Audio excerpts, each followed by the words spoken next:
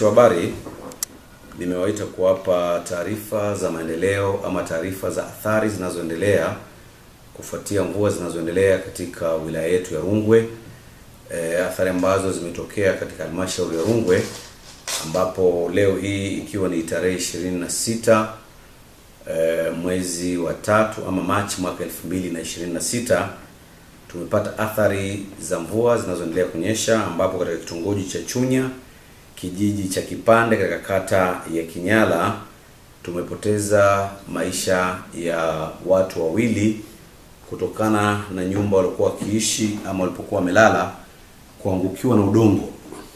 Kutokana na hali halisi ya udongo wa Rungwe ulivyo, kwa udongo ule kufuatia mvua zinazonyesha zilinyonya maji kwa wingi, ukaangukia na bahati mbaya ndio wamefariki dunia, ambapo wa kwanza anajulikana ni binti anajulikana kwa jina la Raheli Joshua George mwenye umri wa miaka 9, ambaye anasoma darasa la kwanza katika shule ya msingi Songwe.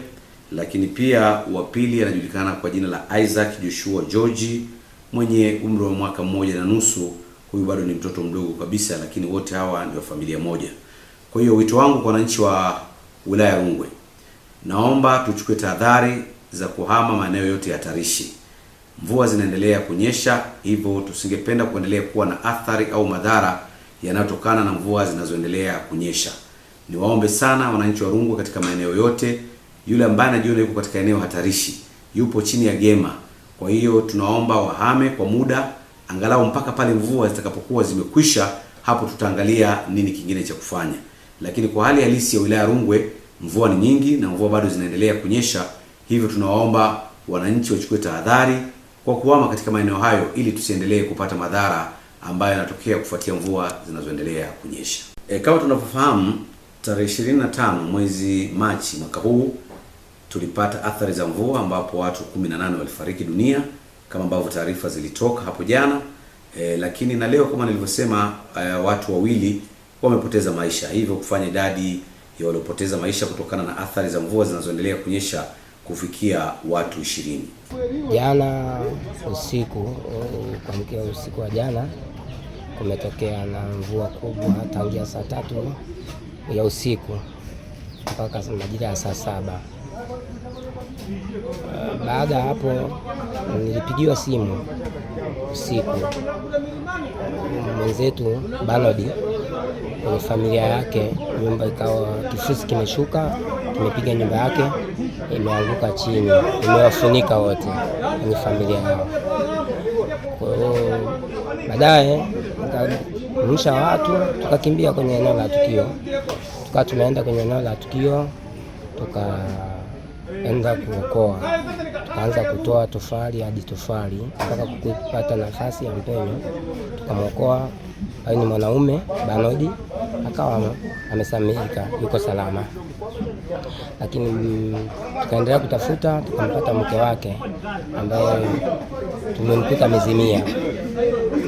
Tukaendelea kutafuta watoto, tukakuta watoto wawili ambao nao walikuwa tayari wamezimia. Baada hapo tukatoa, tukaenda kuwapeleka nyumbani kwa baba yao. Ndipo tulipokuwa tumepata taarifa ya Rebecca Martin kwamba amebomolewa na nyumba na ukuta umebomoka, ambao kilichosababisha ni maji alivyokuwa ametoka kwenye mkondo wake, yakatoka kwenye mkondo wake yakavamia kwenye nyumba yake, ikapiga ukuta. Baada hapo ule ukuta kama umeanguka, ukawa umewafunika watoto pamoja na Rebecca mwenyewe. Baadaye ndipo watu wakawa wamejitokeza kwenda kuwaokoa, lakini kwa bahati mbaya wakakuta watoto wameshakufa. Samahani mwenyekiti, kwa hao mlio waokoa mkakuta wamezimia, na maana walizimia wakarudi kwenye uhai au walikufa moja kwa moja? Walikufa moja kwa moja. Kwa maana hiyo sasa, ile kusema wamekufa, maana yake hatukuwa tunadhibitisha, kwa sababu tunawakuta tayari wameshakuwa wamezimia. Sasa mpaka tumekuta wameanza kupoa, ndipo tuligundua wamekufa kwa moja. Kwenye kitongoji chao sasa wamekufa wangapi? Ni watu 6 waliokufa. Mke mmoja mkubwa ambaye anampala, lakini wengine wote 4 5 walikuwa ni watoto. Wa kiume walikuwa 2 na wa kike walikuwa 4. Kweli ni pigo kubwa ambalo kihistoria sijawahi pata kusikia, lakini ni mara yangu ya kwanza. Mpaka hata nilivyo kwenye uongozi wangu najisikia moyo wangu kuumia sana, sababu nimepoteza watu maarufu.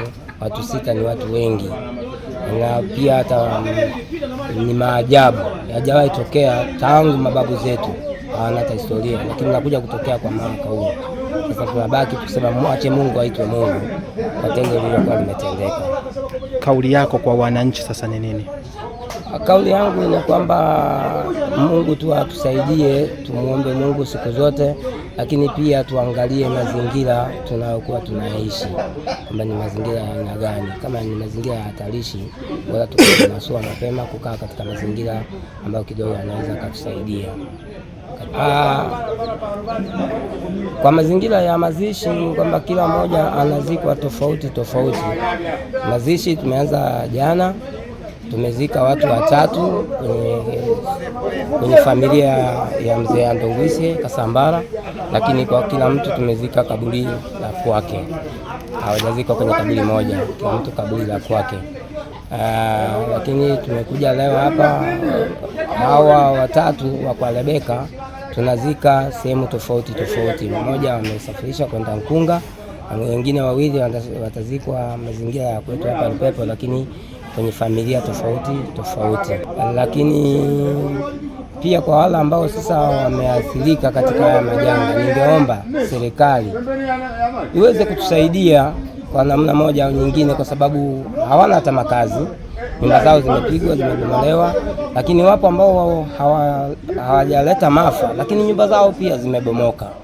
Lakini asante Yesu, wenyewe wako salama, lakini nao pia hawana makazi. Kwa hesabu ya jana haraka ambayo nimepata takribani nyumba 13 ambazo zimeharibiwa. Sasa ningeomba serikali iangalie kwenye eneo letu, iwasaidie hawa watu. Lakini pia tuna miundombinu ambayo ni barabara na madaraja amekuja yamebomoka. Madaraja hakuna sehemu ya kupita magari. Tungeomba msaada, serikali itusaidie kwa haya madaraja pia na barabara.